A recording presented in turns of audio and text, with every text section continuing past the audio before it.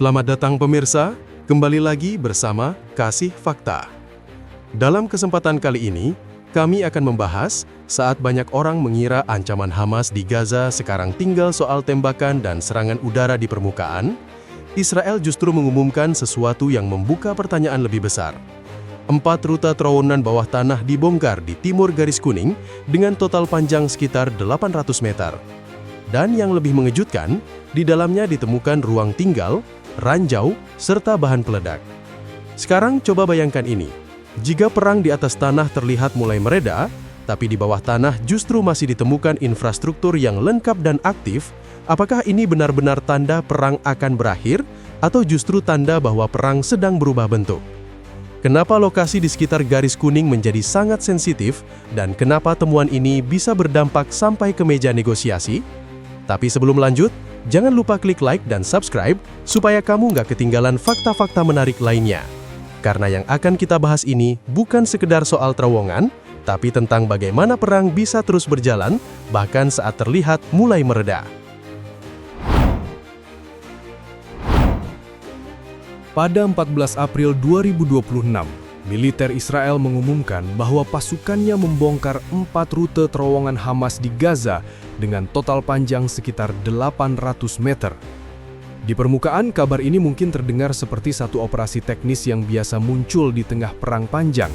Namun semakin detail informasinya dibuka, semakin terlihat bahwa yang sedang disampaikan Israel bukan hanya soal keberhasilan menemukan lorong bawah tanah. Yang sedang dibangun adalah pesan bahwa ancaman di Gaza belum bisa dinilai selesai hanya dari apa yang tampak di atas tanah. Menurut laporan media Israel yang mengutip pernyataan resmi militer, operasi itu dilakukan di timur garis kuning. Lokasi ini langsung membuat temuan tersebut terasa jauh lebih sensitif, sebab area itu bukan bagian pinggiran yang dibiarkan longgar, melainkan kawasan yang justru terkait langsung dengan perimeter keamanan yang paling dijaga.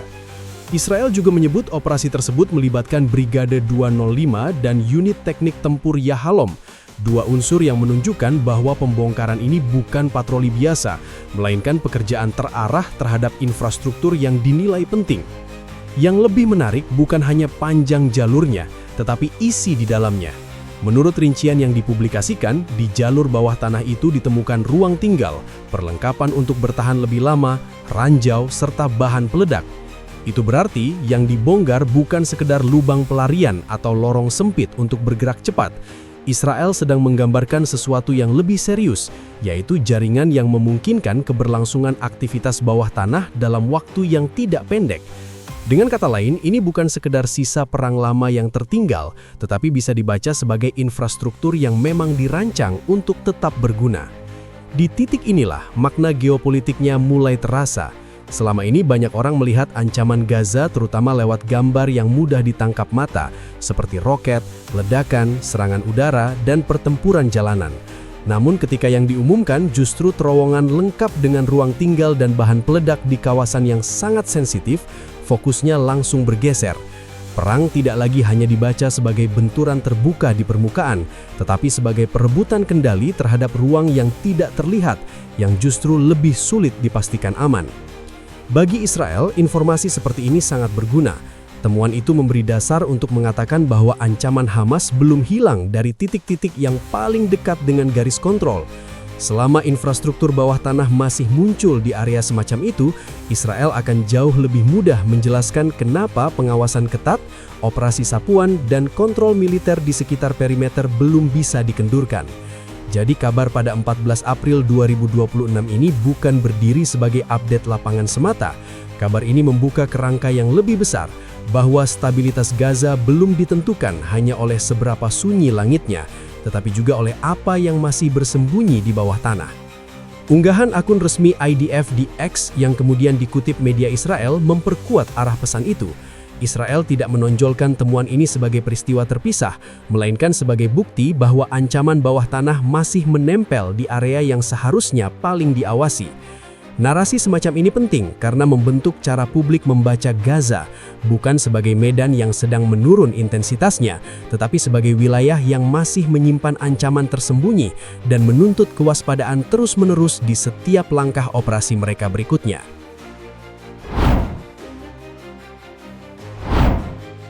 Untuk memahami kenapa temuan pada 14 April 2026 langsung terasa lebih berat, perhatian harus diarahkan ke satu istilah yang sering muncul dalam laporan lapangan, yaitu garis kuning.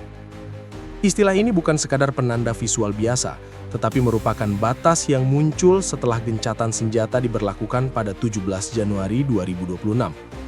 Berdasarkan laporan AP pada tanggal tersebut, garis ini berfungsi sebagai zona penyangga yang membentang di sejumlah titik hingga beberapa kilometer ke dalam wilayah Gaza. Di atas kertas, fungsinya terlihat jelas, yaitu menciptakan jarak aman antara pasukan Israel dan wilayah yang sebelumnya menjadi pusat pertempuran. Namun, kondisi di lapangan jauh lebih kompleks. Laporan yang sama menjelaskan bahwa garis kuning tidak selalu terlihat jelas. Di beberapa tempat hanya ditandai dengan barel atau penghalang sederhana, sementara di lokasi lain hampir tidak memiliki penanda yang tegas. Ini menciptakan situasi di mana batas keamanan menjadi kabur, baik bagi warga sipil maupun pihak bersenjata. Akibatnya, setiap pergerakan yang terlalu dekat ke area tersebut bisa dengan cepat berubah menjadi kontak militer, bahkan tanpa niat awal untuk memicu konflik. Perkembangan berikutnya pada 22 hingga 23 Januari 2026 menambah lapisan penting dalam memahami sensitivitas garis ini. Reuters melaporkan bahwa melalui citra satelit dan kesaksian warga, terlihat adanya perubahan posisi penghalang di beberapa bagian Gaza City. Bangunan dihancurkan dan ruang terbuka diperluas, memberi kesan bahwa zona kendali Israel di sekitar garis tersebut mengalami pergeseran. Walaupun militer Israel membantah adanya pemindahan garis secara resmi, fakta di lapangan menunjukkan bahwa wilayah di sekitar garis kuning bersifat dinamis dan terus berubah mengikuti kebutuhan operasi. Dalam konteks seperti ini, setiap aktivitas yang terjadi di sekitar garis tersebut tidak pernah netral. Itu terlihat jelas dalam laporan Reuters pada 10 April 2026, ketika militer Israel menyatakan bahwa serangan di wilayah Burej dilakukan setelah adanya pergerakan militan Hamas yang mendekati garis kuning. 4 hari kemudian, pada 14 April 2026, Reuters kembali melaporkan bahwa Israel mengklaim menewaskan seorang pria bersenjata yang berada di dekat Armistice Line di utara Gaza. Dua peristiwa ini menunjukkan bahwa garis tersebut bukan hanya batas pasif, tetapi titik aktif yang terus memicu tindakan militer. Dari sini, terlihat pola yang lebih besar. Garis kuning berfungsi sebagai alat kontrol yang menentukan kapan sebuah pergerakan dianggap ancaman. Ia bukan sekadar garis pemisah, tetapi mekanisme yang memberi legitimasi terhadap respons militer.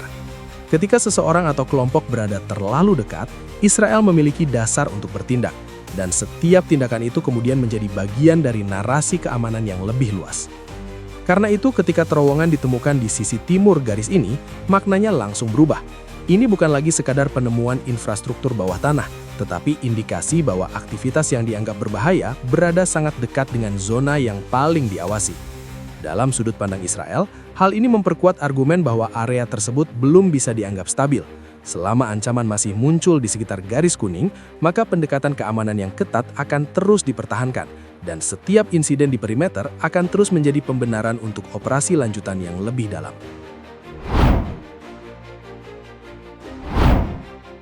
Perkembangan pada 14 April 2026 tidak berdiri sendiri. Ia langsung terhubung dengan dinamika yang lebih besar, yaitu arah negosiasi dan syarat keamanan yang terus diperdebatkan sejak akhir Maret. Pada 27 Maret 2026, Reuters melaporkan adanya rancangan proses pelucutan Hamas yang menyebut penghancuran jaringan terowongan sebagai tahap inti dalam skema yang dirancang berlangsung berbulan-bulan. Dalam dokumen itu, penghentian penuh operasi militer Israel tidak dilepaskan begitu saja, melainkan dikaitkan dengan verifikasi bahwa infrastruktur seperti bahan peledak dan jalur bawah tanah benar-benar sudah dihancurkan.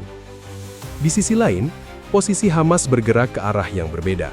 Pada 2 April 2026, Reuters melaporkan bahwa Hamas menyampaikan kepada mediator bahwa mereka tidak akan membahas pelucutan senjata sebelum ada jaminan bahwa Israel benar-benar menarik pasukannya dari Gaza.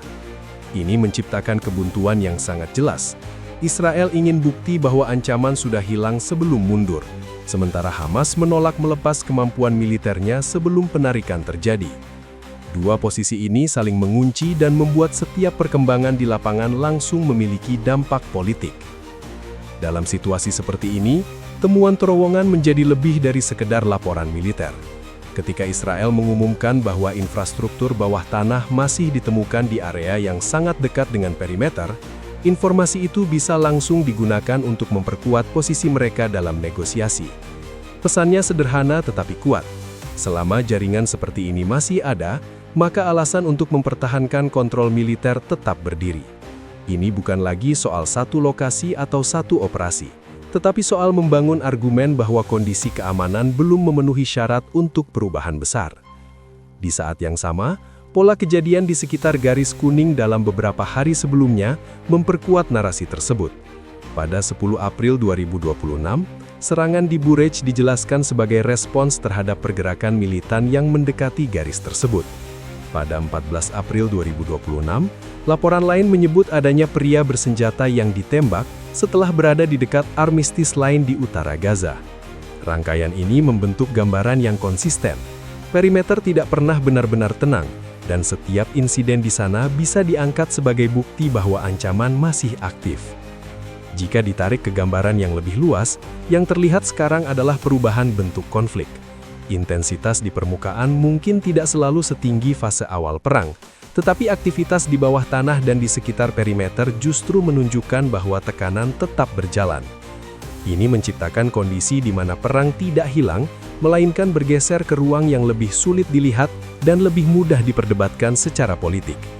Bagi Israel, situasi ini memberi ruang untuk mempertahankan pendekatan keamanan yang ketat tanpa harus menunggu eskalasi besar. Setiap temuan baru bisa dijadikan dasar untuk menunda pelonggaran kontrol. Bagi pihak lain, kondisi ini memperpanjang ketidakpastian, karena proses menuju stabilitas bergantung pada hal yang tidak mudah diverifikasi sepenuhnya di lapangan.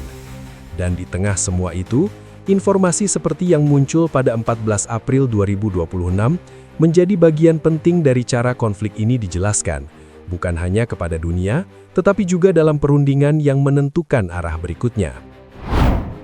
Yang terlihat di permukaan sering memberi kesan bahwa situasi sudah mulai mereda, tetapi fakta di lapangan menunjukkan hal yang berbeda. Ancaman tidak selalu muncul dalam bentuk ledakan besar atau serangan terbuka. Justru di ruang yang tidak terlihat, seperti bawah tanah dan sekitar perimeter yang paling sensitif, konflik terus bergerak dan membentuk arah berikutnya. Temuan demi temuan seperti ini memperlihatkan bahwa stabilitas tidak hanya ditentukan oleh seberapa sunyi keadaan di atas, tetapi oleh seberapa dalam akar ancaman itu benar-benar sudah hilang. Selama itu belum terjadi, maka ketegangan akan terus bertahan, meski tidak selalu terlihat jelas. Jangan lupa subscribe ke channel Kasih Fakta dan aktifkan lonceng notifikasi agar kamu tidak ketinggalan fakta-fakta menarik lainnya.